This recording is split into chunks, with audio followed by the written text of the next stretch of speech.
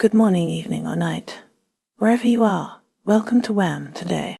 Take a deep breath, clear your mind, and let's drift through the whispers of today's world, one quiet thought at a time.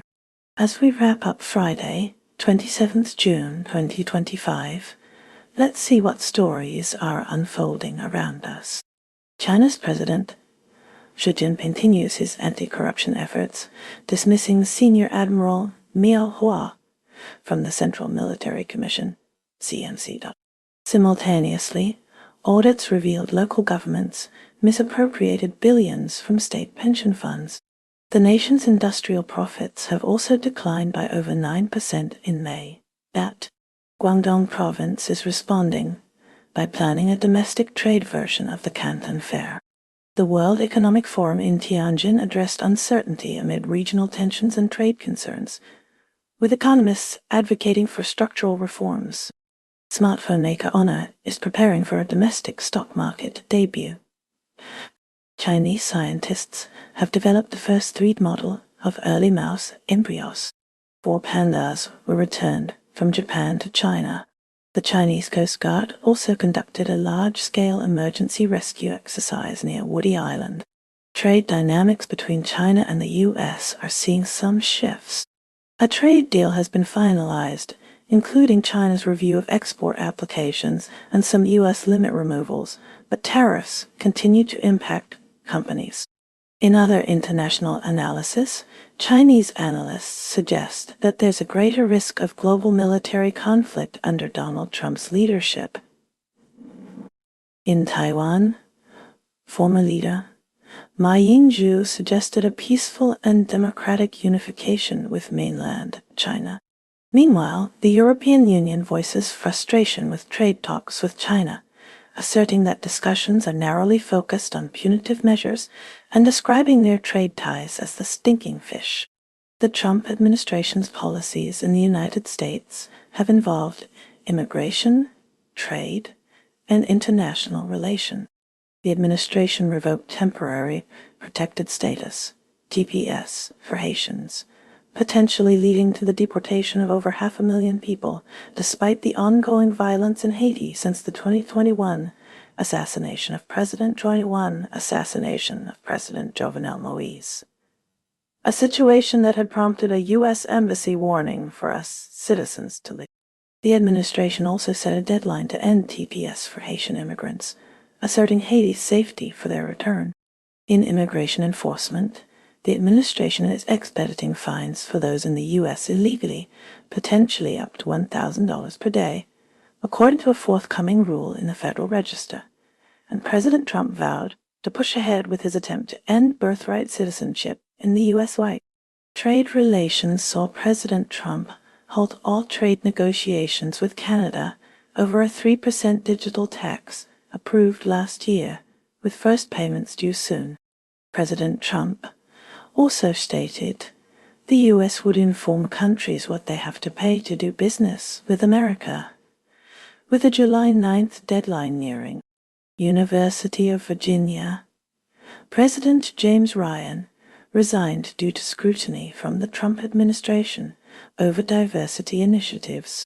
The United States reached a framework agreement with China to expedite rare earth shipments to America, building on trade talks held in Geneva, with China working to facilitate these shipments. This agreement boosted our stock markets amid efforts to resolve trade wars, and Donald Trump mentioned a potential separate deal with India as well. The U.S.-backed Gaza aid system has faced criticism, with UN Chief Antonio Guterres stating that it is killing people. Médecins Sans Frontières, SF, described the Israeli-U.S. food distribution scheme in Gaza as slaughter masquerading as humanitarian aid, citing over 500 Palestinian deaths and nearly 4,000 wounded while seeking food. President Trump stated that a ceasefire in Gaza is possible within the next week, but provided no specific details amidst rising deaths and accusations of Israeli war crimes. Turning to China, the nation reached a framework agreement with the United States to expedite rare earth shipments to America, building on trade talks held in Geneva, with China working to facilitate these shipments. This agreement aimed at resolving trade tensions, was welcomed by us stock markets. A United Nations agency is promoting AI ethics standards amidst the US-China tech rivalry, with UNESCO hosting a forum in Bangkok to encourage the adoption of its AI ethics recommendations. US tariffs are hurting China's solar firms, with some leading companies opting out of the SNEC PV conference due to tight budgets. Analysts warn that Israeli and US strikes on Iranian nuclear facilities might encourage Iran to accelerate its nuclear weapons program and prompt countries like China and North Korea to expand their deterrence efforts. In the latest from Canada, the government is seeking information about the death of Johnny Novilao, a 49-year-old Canadian citizen who died in US Immigration and Customs Enforcement, ICE, custody in Florida, while awaiting deportation after a 2023 conviction. President Trump ended all trade negotiations with Canada over a 3% digital tax, approved last year, with first payments due soon. Meanwhile, Haiti continues to grapple with instability following the 2021 assassination of President Jovenel Moïse, marked by deadly violence and gang activity. The U.S. Embassy urged US citizens to leave Haiti due to this violence. The Trump administration revoked temporary protected status (TPS) for Haitians, potentially leading to the deportation of over 500,000 people, and set a deadline to end TPS for Haitian immigrants, claiming Haiti is safe for their return. Shifting focus to Mexico, a hacker working for the Sinaloa cartel, led by Joaquin El Chapo Guzman, accessed an FBI official's phone records and Mexico City's surveillance cameras in 2018, which was used to track and kill FBI informants, according to a U.S. Justice Department report. On the international stage, NATO chief Mark Rutte was criticized for calling us President Donald Trump daddy, and praising him over Iran during a week when Trump discussed defense spending in Europe. Analysts warn that Israeli and US strikes on Iranian nuclear facilities might encourage Iran to accelerate its nuclear weapons program and prompt countries like China and North Korea to expand their deterrence efforts. Japan executed Takahiro Shiraishi, known as the Twitter killer, for the 2017 murders of 9 people who had expressed suicidal thoughts on social media. The execution occurred 5 years after the death sentence and 8 years after the discovery of body parts at his residence near Tokyo, marking the country's first execution in years. Domestically, the Supreme Court deemed welfare benefit cuts unlawful but rejected plaintiffs' claims for damages. Household electricity bills will decrease in July due to subsidies from the 10 major electricity suppliers. A government panel estimates a 16% to 18% probability of a megaquake striking central Japan within 30 years. The rainy season ended at its earliest recorded date in western regions. Police issued warnings following several bear attacks, including one fatality, amid growing concern with some influencers seeking out bears. 2 primary school teachers were charged with taking and sharing indecent photos of young girls, sparking public outrage. Maria Siren, the inaugural winner of Japan's Got Talent, is having a successful year, marked by no and opera performances and the release of her 10th anniversary album. Koki Makida, a Japanese defender, signed a long-term contract with Hoffenheim after playing 17 games for Japan, transferring from Belgium's Union Saint-Gilloise. Internationally, Japan is arranging for U.S. Secretary of State Marco Rubio to visit early next month. Japanese and U.S. negotiators are continuing discussions on a mutually beneficial tariff agreement, with Ryosei representing Japan. Farm Minister Koizumi opposed the EU's call for increased eel protection, asserting that Japan manages its stock levels diligently. Japan intends to complete the Yonaguni evacuation shelter by 2028, anticipating a potential emergency related to Taiwan. A farewell ceremony was held for 4 giant pandas on loan to Japan as they prepared to return to China. Economically, Toyota's global sales, including Daihatsu and Hino, reached a third consecutive monthly record, increasing by 8% to 955,532 vehicles in May, driven by demand in Japan and the USA. The Nikkei index reached 40,000 amid trade optimism, fueling a stock market rally. Private sector rice imports surged in May, as restaurants and consumers increasingly opt for cheaper U.S. brands. Turning to Italy, 3 Japanese nationals were found guilty of fast pollution, among 11 defendants who were sentenced to prison. Israel is under scrutiny as its military investigates potential war crimes, prompted by growing evidence suggesting deliberate targeting of Palestinian civilians seeking aid in Gaza. Israeli forces have allegedly killed hundreds of Palestinians attempting to access aid, including a reported incident where 62 Palestinians died in a single day due to Israeli strikes or fire. An Israeli strike in Deir al-Balah, Gaza, resulted in the deaths of 18 people, targeting Palestinian police distributing flour in a market. Haaretz reported allegations that the Israeli army is targeting unarmed Palestinian aid seekers at aid distribution sites. The situation has fueled allegations of genocide against Israel, with the reported death toll exceeding 55,000. The United Nations Secretary-General Antonio Guterres has criticized a U.S.-backed aid operation in Gaza as inherently unsafe and killing people. The U.S. is allocating $30 for a new Israeli-backed plan to control the limited food supplies in Gaza, despite the deadly chaos.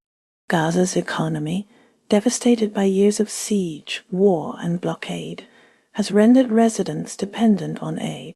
The European Union summit did not act on a trade agreement with Israel despite findings of human rights abuses in Gaza.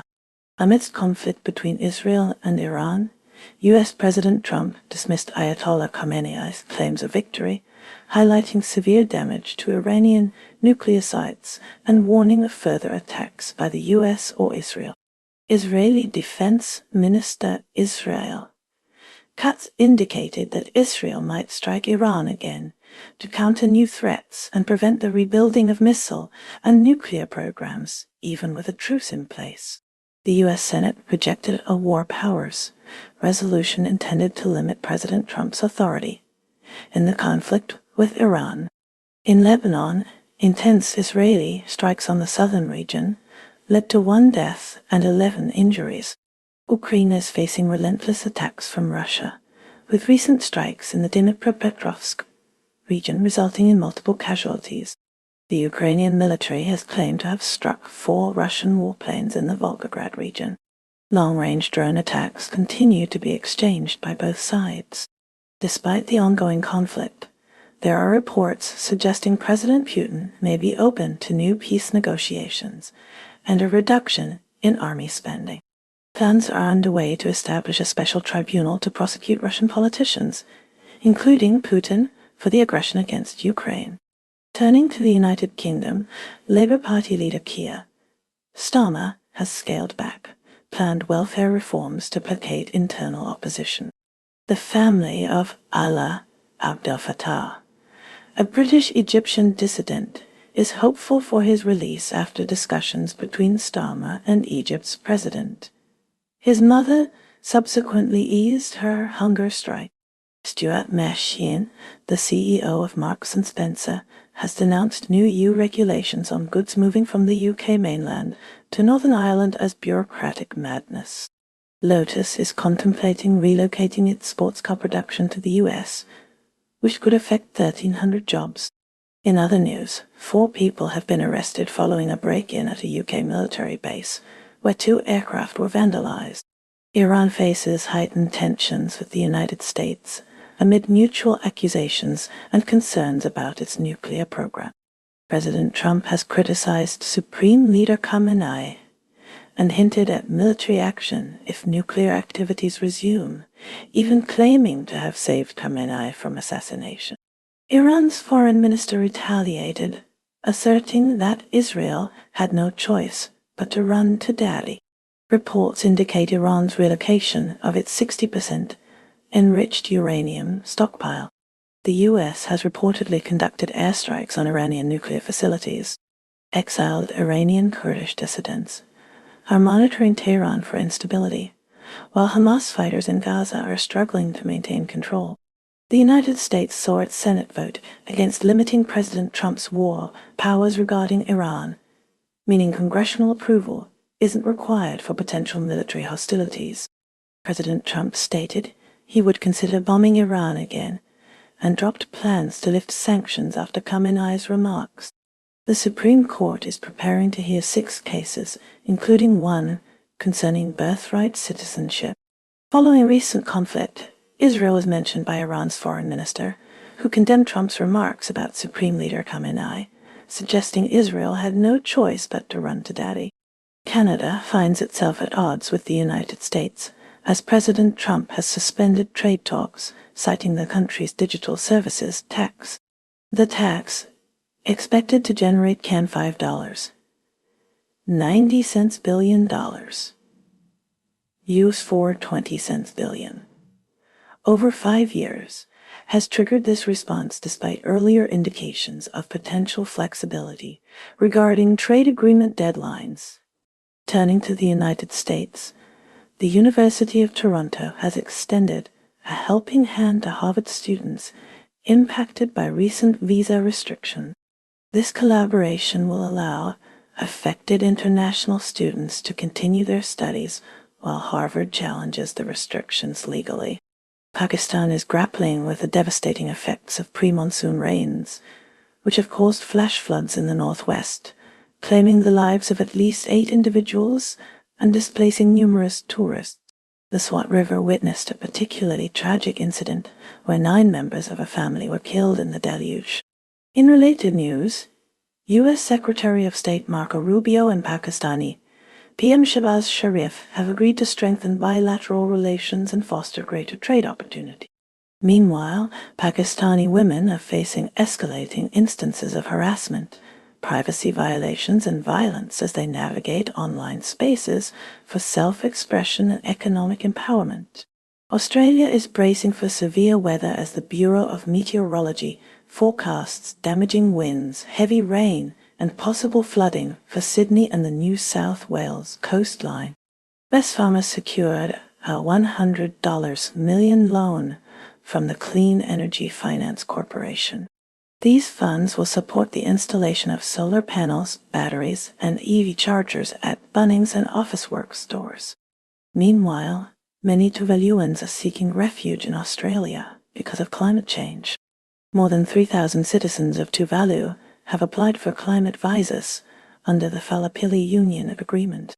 Germany is set to see its minimum wage rise significantly, with an approximate 14% increase planned over the next 18 months, culminating in a rate of €14.60 by 2027, placing it second only to Luxembourg within the EU.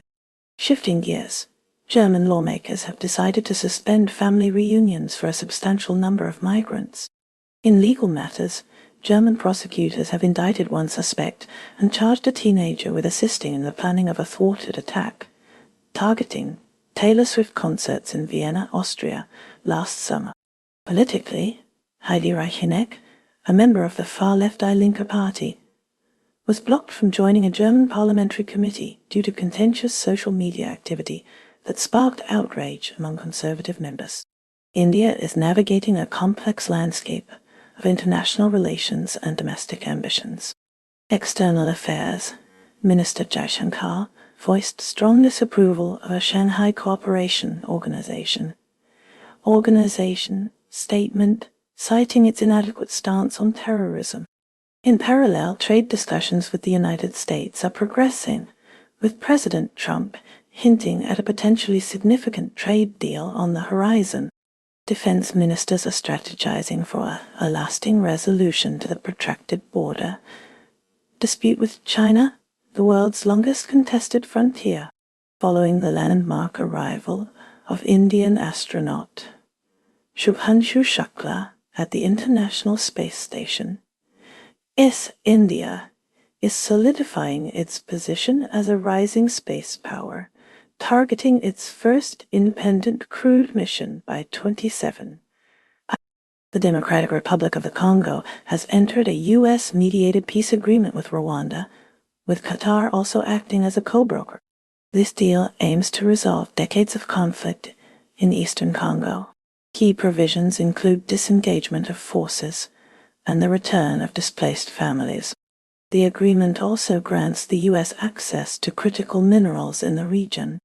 Despite the agreement, some analysts are doubtful about its immediate effectiveness in ending the deep-rooted conflict.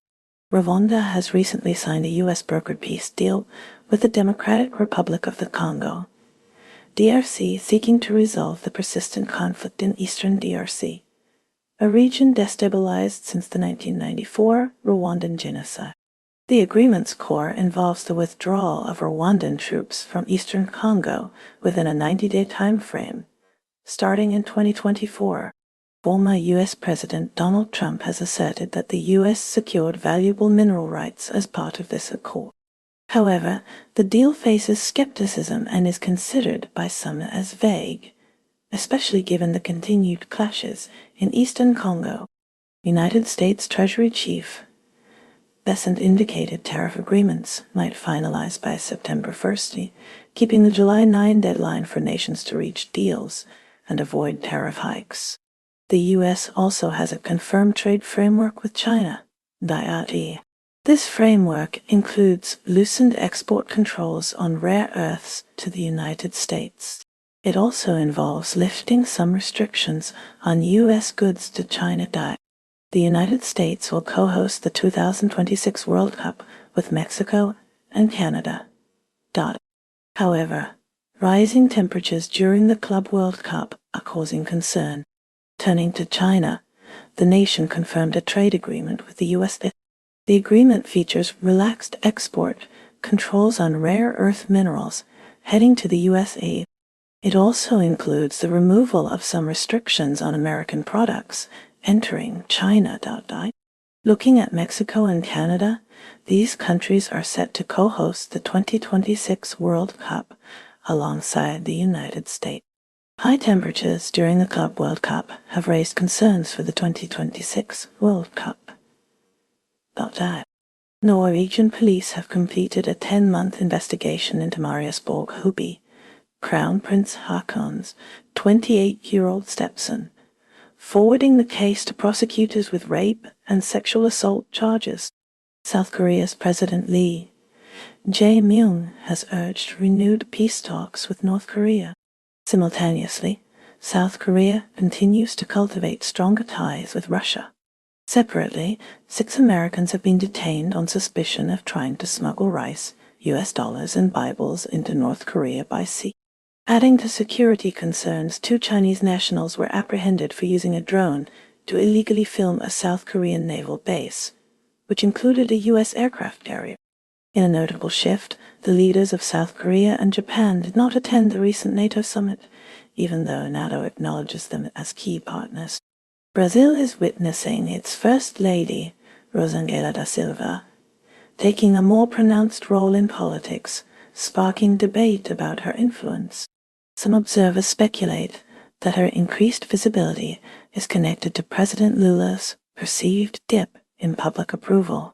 Further highlighting Brazilian themes, the Sculpture Center in Queens is showcasing Luana Vaitra's installation Amulets, which delves into the somber realities of the mining industry. In Brazil, Colombia's legal system is currently addressing campaign finance matters. The Constitutional Court has put a hold on an investigation related to the funding of President Gustavo Petro's 2022 campaign, introducing uncertainty around potential political ramifications. Meanwhile, on a global scale, a concerning trend is emerging. A United Nations report highlights cocaine as the fastest-growing illegal drug worldwide, with trafficking networks extending their reach into Africa and Asia. This expansion is coupled with a rise in violence within Europe, linked to the drug trade. Philippines is seeing a rise in online scams, with former POGO workers displaced by recent crackdowns, now engaging in independent cybercrime operations. Despite overlapping claims in the South China Sea, the Philippine and Malaysian navies are strengthening maritime cooperation, reflecting growing trust and shared security concerns. Admiral Tan Sri Zulhelmi bin Ithnain met with Vice Admiral Jose Ma Ambrosio Espeleta to discuss collaborative efforts. Italy witnessed the wedding of Jeff Bezos and Lauren Sanchez in Venice on Thursday. Lauren Sanchez announced the marriage via Instagram. She is now using the name Lauren Sanchez Bezos. The United States has maintained a policy since the 1990s to ensure Israel's military superiority in the Middle East. This approach started with U.S. airstrikes on Iraq. American policymakers then formalized the intent to support Israel's unmatched military power within the region. Thailand is reinstating restrictions on cannabis sales, now requiring a prescription 3 years after decriminalizing the plant. Simultaneously, Thai Prime Minister Paetongtarn Shinawatra is navigating a complex political landscape characterized by protests, ongoing court cases, internal divisions within the ruling coalition, and a border dispute with Cambodia. The country's economy is also experiencing challenges as U.S. tariffs on Thai pet food exports, of which Thailand is the largest overseas supplier to the United States, introduce instability and encourage U.S. importers to seek alternative sources. Germany is prosecuting a Syrian teenager who allegedly aided in planning an attack on a Taylor Swift concert in Vienna. The teenager reportedly translated bomb-making instructions. He also allegedly translated an oath of allegiance to ISIS. The United States has recently expanded its deportation reach through agreements with Guatemala and Honduras, in a return of asylum seekers to these nations. Shifting focus to Canada, Prime Minister Justin Trudeau is facing increasing pressure to address rising inflation. Public concern is mounting over the increasing cost of living affecting daily life. Meanwhile, in France, President Emmanuel Macron is grappling with ongoing protests against pension reform. The reforms, which raise the retirement age, have triggered widespread discontent and social unrest. Turning to Germany, Chancellor Olaf Scholz is navigating a complex energy crisis exacerbated by geopolitical tensions. The nation is striving to secure alternative energy sources to reduce its reliance on traditional suppliers. Moving to Brazil, President Luiz Inácio Lula da Silva is spearheading efforts to combat deforestation in the Amazon rainforest. He is implementing stricter environmental policies and bolstering enforcement to protect the vital ecosystem. In Australia, Prime Minister Anthony Albanese is focused on strengthening ties with Pacific Island nations. This initiative aims to counter growing Chinese influence in the region and foster regional stability. Venezuela saw former intelligence chief Hugo Carvajal admit guilt in a Manhattan federal court regarding narco-terrorism conspiracy, drug trafficking, and weapons charges. Carvajal, once the director of Venezuela's military intelligence under Hugo Chavez and Nicolás Maduro, stands accused of spearheading a significant drug trafficking operation. Argentina. Facing justice for a decades-old crime, an Argentine judge has ruled that 10 Lebanese and Iranian nationals accused of participating in the 1994 bombing of a Jewish community center in Buenos Aires will be tried in absentia.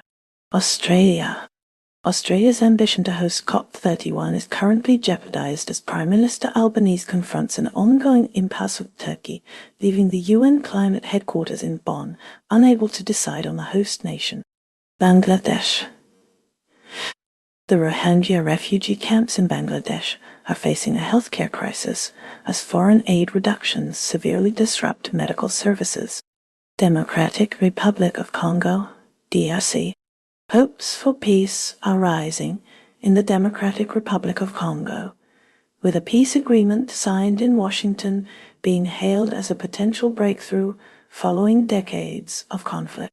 Qatar has reaffirmed its commitment to peaceful conflict resolution, citing the DRC-Rwanda agreement as a key example of successful diplomatic effort. Ecuador, following his escape from prison in January 2024, Ecuadorian authorities have discovered that the notorious gang leader known as Fito was hiding in his hometown, Egypt. Tragedy struck in Egypt's Nile Delta region, as a collision between a truck and a minibus resulted in 19 fatalities, including two 14-year-old girls working as day laborers. Estonia. The Kremlin views Estonia's willingness to host US-made F-35A stealth jets belonging to NATO allies, aircraft capable of carrying nuclear weapons, as a direct threat to Moscow's security. France.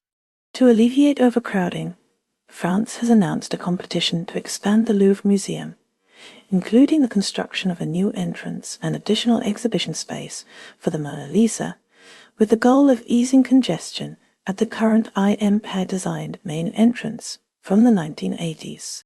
Haiti. Despite the pervasive danger, doctors in Haiti are bravely maintaining essential medical services in one of the few remaining trauma hospitals amidst a violent gang war. Honduras. Despite the fear created by former President Trump's promise of mass deportations, returns to Honduras have actually decreased. Indonesia. In a boost to affordable housing, a Qatari firm has pledged to invest $50 billion in Indonesia over the next 5 years to support the construction of 1 million homes, aiding President Prabowo Subianto's initiative to build 3 million dwellings. Palau. Palau is gearing up to host the 2025 Pacific Mini Games, welcoming 24 participating countries and athletes competing across 12 sports. Singapore. Nanyang Technological University, NTU, in Singapore is grappling with a case of alleged academic misconduct involving students and the use of generative AI, sparking debate about the need for clearer dispute resolution processes within academic institutions. South Carolina, Georgia. Across state lines, witnesses in both Georgia and South Carolina reported observing a possible meteor streak across the sky, an event also detected by NOAA's geostationary lightning map. Sri Lanka. Hi. Protecting minority rights, a Sri Lankan court has issued an order to halt a state land grab from Tamil communities. Sudan. Seeking to provide relief to a war-torn region, Sudan's military has agreed to a UN proposal for a week-long ceasefire in El Fasher to facilitate the delivery of critical aid. And that's a wrap for today's news, because even headlines need a nap. Stay curious, stay kind, and let the noise fade as you find your quiet. Take care, stay awesome, and I'll see you next time on WHAM Today.